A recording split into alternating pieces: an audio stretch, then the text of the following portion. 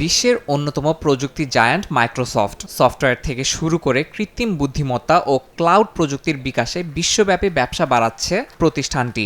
দক্ষিণ আফ্রিকায় এর আগেও বড় বিনিয়োগ করেছে মাইক্রোসফট। এবার আরও বড় অবকাঠামো তৈরির পরিকল্পনায় প্রায় $29.7 মিলিয়ন বিনিয়োগের ঘোষণা দিয়েছে কোম্পানিটি।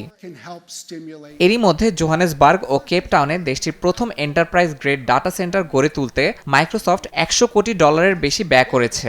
দক্ষিণ আফ্রিকা এখন প্রযুক্তি প্রতিষ্ঠানগুলোর জন্য গুরুত্বপূর্ণ কেন্দ্র হয়ে উঠেছে। কৃত্রিম বুদ্ধিমত্তার উচ্চ ক্ষমতাসম্পন্ন কম্পিউটেশনাল চাহিদা মেটাতে বাড়ছে ডাটা সেন্টারের সংখ্যা। নতুন বিনিয়োগের অংশ হিসাবে ডিজিটাল দক্ষতা বৃদ্ধিতেও কাজ করবে মাইক্রোসফট। উচ্চ চাহিদা সম্পন্ন প্রযুক্তি খাতে দক্ষ কর্মী তৈরিতে 50,000 মানুষকে প্রশিক্ষণ ও সার্টিফিকেশন সুবিধা দেওয়া হবে বলে জানানো হয়। ক্লাউড সেবার অবকাঠামো, সাইবার নিরাপত্তা ও কৃত্রিম বুদ্ধিমত্তা বিষয়ে দক্ষতা অর্জনের সুযোগ পাবে অংশগ্রহণকারীরা। বিশ্বজুড়ে ডাটা সেন্টার গড়ে তুলতে 2025 সালে $8,000 কোটি বিনিয়োগের পরিকল্পনা করেছে মাইক্রোসফট। দক্ষিণ আফ্রিকার নতুন প্রকল্প সেই বৃহৎ পরিকল্পনারই অংশ, যা প্রযুক্তি খাতের গতিকে আরও ত্বরান্বিত করবে বলে ধারণা বিশেষজ্ঞদের।